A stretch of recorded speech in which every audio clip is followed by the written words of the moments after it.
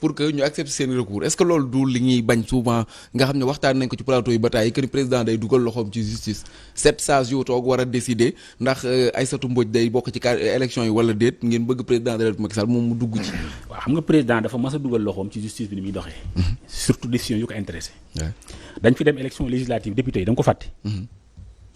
bi ñuy invalider la liste nationale de Yewwi Askan Wi.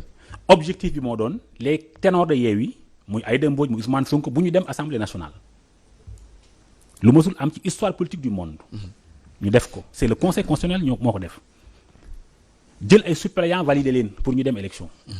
pour bëgg ñu boycotter ces élections pour ñoom ñu dem. ñu xam ko. xam ni ce qui nous intéresse c'est le Sénégal malgré toutes ces injustices là le peuple est avec nous on est allé aux élections et sorti de ces élections parce que li am solo mooy ñëpp war ko jàngat. L'opposition est majoritaire au Sénégal depuis 2022 aux législatives malgré njunjaay yëpp yu ñu def l'opposition était majoritaire en termes de voix l'intercoalition Yewwi Wallu avait plus de voix que Benno Bokk Yaakaar au niveau national. D'accord. Entre-temps et à l'époque naturellement c'est le président Macky Sall qui était leur candidat en 2022. Il était chef de la coalition Benno Bokk Yaakaar maintenant ce n'est plus le candidat. Il ne dirige plus la coalition Benno Bokk Yaakaar et parmi eux il y a au moins 3 candidats yoo xam ne il y a 2 maires kenn ki chef-lieu de région kii beneen ville bu am solo. donc seen électorat dafa wàcc. ba pare ñu am candidat boo xam ne amul parcours politique amul benn base électorale boo mën a sukkandiku. ancien ministre des finances kii mën na am lii.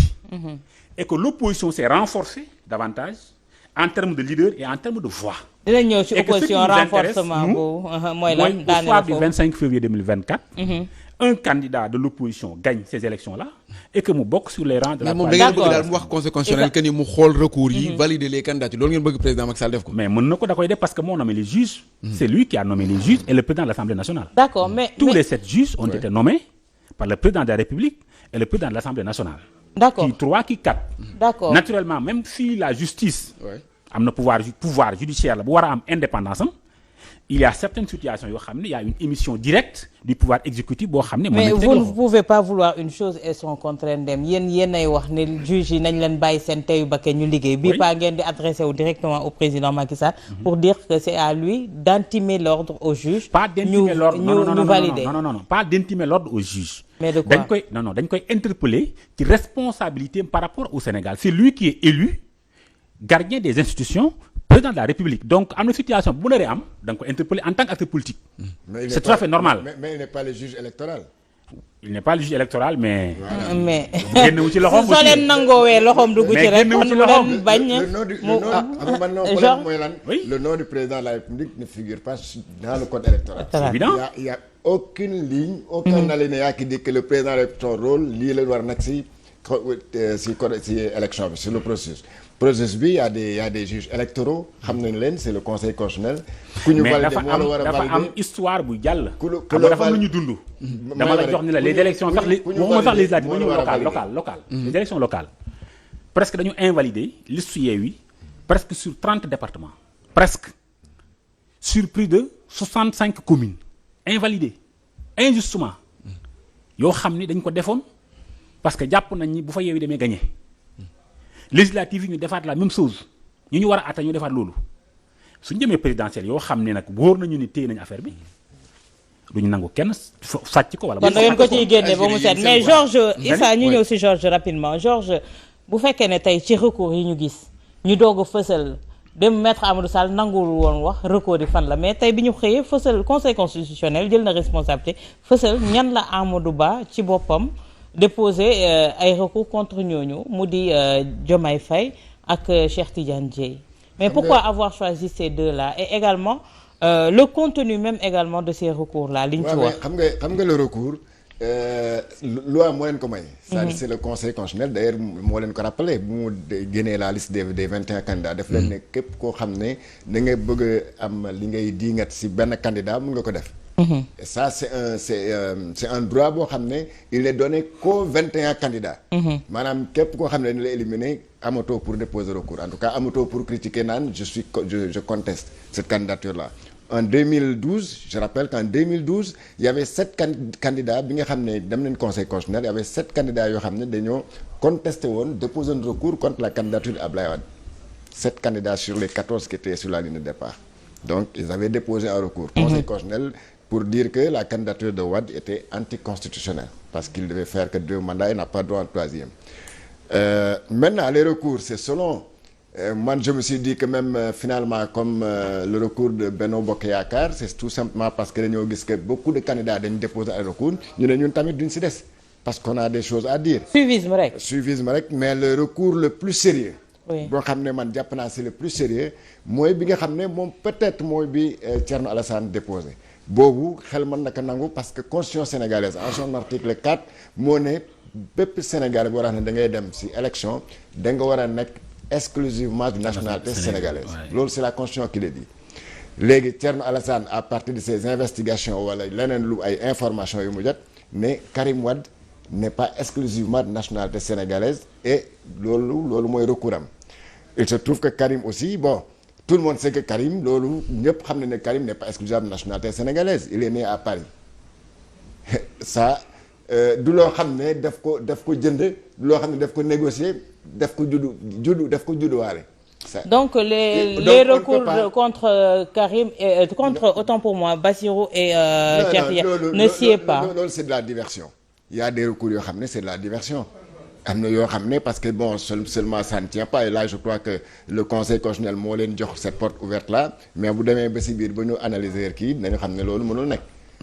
bu Karim Wade rek la mën a jàppate bu Karim Wade Karim aussi man je vais m'en tenir à ce qu'il a dit nee na bañul ne amoon na nationalité mais nee na il avait renoncé au truc à sa nationalité parce que nationalité tamit ñaari possibilité nga am pour bàyyi ko mooy nga renoncer nga ne je ne veux plus être de nationalité cette nationalité là wala boog nu déchoir la si nationalité bi maanaam ñi la ko joxoon nangu ko boobu buñ ko nangoo nag yow peut-être mën nga am des voies de recours pour contester ko ça peut arriver mais yow bi nga ne boo jëlee sa décision ne man bëggatuma seen nationalité effectivement da nga war a xaar c'est comme une démission c'est comme une lettre de démission tant que da nga ne damay démissionner de mon poste de travail wala damay jël une disponibilité par rapport à mon travail balaa nga koy mettre en œuvre faaw nga xaar ba ñu tontu la loolu ça existe bu ñu la tontoo par nag nee la voilà on accepte ta démission wala on accepte on t'accorde ton truc comme on appelle encore là ta disponibilité boobu lay entrer en jeu maintenant dans le cas Karim Wade est-ce qu'on doit considérer que parce que si on se limite au texte si le communiqué que j'ai sous mes yeux du journal officiel français date du 17 janvier 2024 donc aujourd'hui le 17 ouais. Donc ça date d'aujourd'hui donc tey la France doora nangu ko ne yow Karim d'accord nekkatoo français te moo ñoom ñaar rek la benn bi moom la benn booy bu juddu 99 ñoom ñaar rek la communiqué bi concerne donc est-ce qu'on doit considérer que c'est à partir de la date d'aujourd'hui que Karim Wade est exclusif renonciation nationalité Karim la entrée en jeu ou bien bu mu bindee lettre ba bu mu ko njëkkee bind de toute façon xam naa daal de façon officielle pour mu officiel il a fallu que communiqué bii ñu publié ko dans le journal officiel français. D'accord maintenant loolu yëpp nag ci loxo conseil constitutionnel la kii. mais bëggoon naa foofu en 2019 Karim allait être candidat mais si liñ ko recalé woon moo di nekkul ci liste électorale yi. voilà kon tey de 2019 à nos jours qu'est-ce qui a changé entre-temps est-ce que le conseil constitutionnel qu'on avait en 2019 n'est pas le même qu'on a maintenant. mais ñoom dañ leen di saisir c'est que keneen moo mën a boole. mais ci constitution bi la nekk même suñu leen saisir ñoom ils ont le devoir. de vérifier les bien sûr. oui est-ce que mën nañoo wër peut-être que ni Karim Wade par exemple ñu dem ci dëkk yi am ci àdduna bi yëpp xooli maanaam pas Karim Wade mais les candidats ñu tolloon ci 93 ñu xooli ci dëkk ci àdduna bi yëpp ndax am nañ fa nationalité wala déet. mais loolu aussi constitution bi ça fait partie des 9 points de la constitution.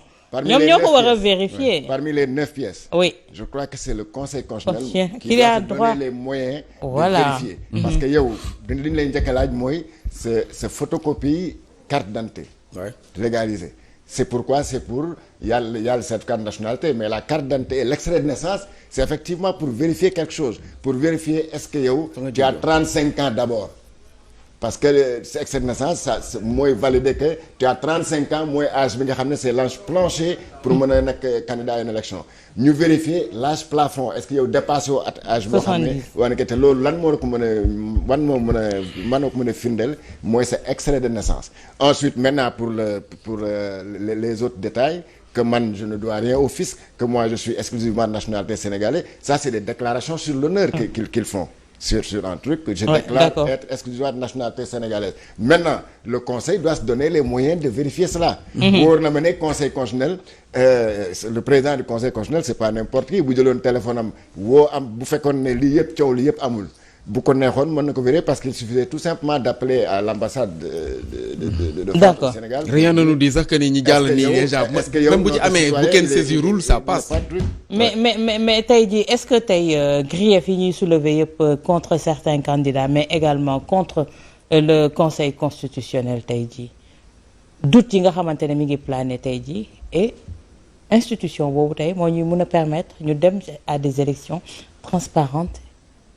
Est-ce que tey jii suspicion boobu mun na tax ñu am yaakaar ne dinañ dem ci élection yooyu ndem. bien sûr loolu teewul ñu dem ci élection yooyu xam nga institution bi en 2011 ci la M23 amoon toutes les contestations ak li amoon ba mu am presque ñu bëri ñàkk seen bakkan amul en 2023 wala en 2024 pour élection yi nga xam ci lañ jëm. Ce même conseil constitutionnel qui avait validé la candidature Abdoulaye Wade qui était légale et légitime parce que moi j'étais au PDS et j'ai défendu cette candidature légalement. C'est ce même conseil constitutionnel qui a installé le président Macky Sall. Les mêmes juges. Après, il y a des changements. Parce que eux aussi, il faut que nous sachions, ils sont là pour le peuple. C'est une institution de la République qui est là au service du peuple sénégalais. Maintenant, nous devons arbitrer. Nous devons pouvoir indépendant parce que loolu rek moo ñu mën a àtte le pouvoir exécutif nga xam ne ñi ko yore ñu ci ëpp c'est les acteurs politiques mu doxal yoon xam ne acteurs yi fi nekk tey opposition demain mën nañu yore le pouvoir. mën nañu yore nguur gi et que bu ñu bëggee appliquer la loi pour les citoyens nañu ko appliquer pour l'ensemble des citoyens donc contestation yu légitime la c'est-à-dire que boo ko reconnaître woon d'abord doo dem di fa déposer recours dañu d'accord ci ay règles de jeu mooy dañuy def élection présidentielle. On est d'accord que tout le monde ne peut pas être candidat. On est d'accord qu'il faut rationaliser les candidats. Par quel mécanisme? Nous par le parrainage. Mais par le parrainage, d'accord. Comment? Parce que, si on a un accord sur le principe du parrainage, c'est bien le processus de la difficulté.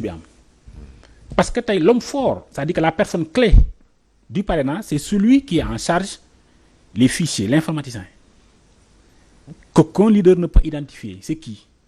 Quelles sont ses relations avec Jean ou Paul? Il vient d'où? Comment il a été choisi? Quelles sont ses compétences? Toutes ces questions-là devaient être mises sur la table. Et que l'aspect informatique soit géré par une équipe dynamique qui a fait l'objet d'un consensus. Sur la base de quel logiciel l'on a fait les vérifications? Sur la base de quel fichier l'on a fait les vérifications? Parce que c'est pas parce que, fini l'acte moyen, on donne le fichier aux candidats officiellement déclarés. Mais ces candidats officiellement déclarés, ils ont suivi un processus pour être officiellement déclarés. C'est-à-dire que pour être candidat, il faut d'abord le fichier. C'est sur la base de ce fichier, on a fait ce parrainage. Sur la base de ce fichier, on a formé cette candidature pour nous valider légalement. Maintenant, il faut que tu sois candidat officiel après le 20 pour qu'on mette à votre disposition le fichier. 15 jours et que le fichier, après, pour ne pas être le fichier, qui a les vérifications. Donc, nous le savons. Mais à qui la faute? À qui la faute? La faute, ça revient au pouvoir exécutif. C'est leur faute, leur responsabilité. Parce que nous, nous faisons pour nous gouverner. Nous avons une décision. Mais c'est votre droit le plus absolu de détenir ce fichier-là. Est-ce que vous avez mené des combats pour arriver à le problème qui s'est posé, obtenir gain de cause? Quand le code électoral, il n'y avait pas encore le parrainage. Pour les partis politiques, il y avait le parrainage citoyen depuis toujours. Pour les candidats indépendants, c'était 1000, je pense 1000 ou 10 000. 10 000. Mais ça n'a jamais posé un problème. Mais bien le code à 15 jours d'élection présidentielle, il n'y avait pas un parrainage pour les partis légalement constitués ou pour les coalitions de partis. Donc, puis nous avons proposé des modifications au dialogue pour le code électoral, ils n'ont pas introduit. C'est-à-dire qu'ils ont arrangé les modifier, ils ont arrangé les bails. Parce que moi, les permettais, si je veux éliminer, il y a 2 candidats. Je vais comparer ces parrains. ma comparer la yow mu bëgg a éliminer dama lay comparer sur les noms et prénoms dem ci numéro carte d'électeur dem ci date d'expiration dem ci numéro carte d'identité tu es comparé à 4 éléments ou 5 éléments su ma bëggee nga jàll ma ñëw mën naa la comparer ci benn élément c'est-à-dire que yow say erreur fi mu feeñ juste mooy sa numéro carte électeur. mais yéen nit ñi soxla c'est des faveurs yu lay defal. mais loolu ki yore logiciel bi. ki yore machine bi rek moo ko mën a def. mais yow da nga ñëw rek toog joxe sa clé ñu dugal. parce que mënu joxe sa clé ñu dugal ko vérifier ni la tu as 14 régions. chaque région tu attends tu reviens une semaine après ñun la clé bi c'est inexploitable. yow yaa nekkoon di wuti parrainage yi bëgg nañoo xam ñiy seetaan tey xam naa ne ñoom ñëpp ñu ngi toog di ko xaar. bëgg nañoo xam exactement lan moo tax soxna Aïssatou Mbodj ñu ne docteur Aïssatou Mbodj ñu ne matalul parrainage lan lañ koy reprocher ak aussi est-ce que recours yi ñuy dégg ay contestation conseil constitutionnel yéen déposé ngeen pour ñu xoolaat seen bos ak lan ngeen ci bind réellement pour que ñu xoolaat ko. déposé nañu recours. xam nga Sénégalais yëpp la jaaxal bi ñu ne dañ ñoo éliminer parce que dans leurs entendements Aïda Mbodj bu ma neexee man ni c'était le seul candidat boo xam ni elle gagnait aussi bien sa commune et son département électoralement à part Khalifa il dit dans le passé tous les autres candidats moo fi koo xam ni elle gagnait légalement et politiquement aussi bien dans le pouvoir que dans l'opposition mooy koo xam ni aussi bokk na ci les rares candidats yi def un congrès d'investiture avec une mobilisation exceptionnelle au niveau du CICES bokk na ci candidat yi nga xam ni 2012 ba léegi processus électoral bu am mu nga ca am ci ay communes am ci département am ci conseil au niveau national donc sur le plan politique ñun amuñu woon problème nu parrainage li diggoon tax sax ñu option parrainage citoyen parce que amuñu woon ci inquiétude parrain yi bi ñu ko doon indi ñun bañ nañ ko ba même boo defaree fiche dañ doon demander les pièces d'identité pour s'assurer que les photos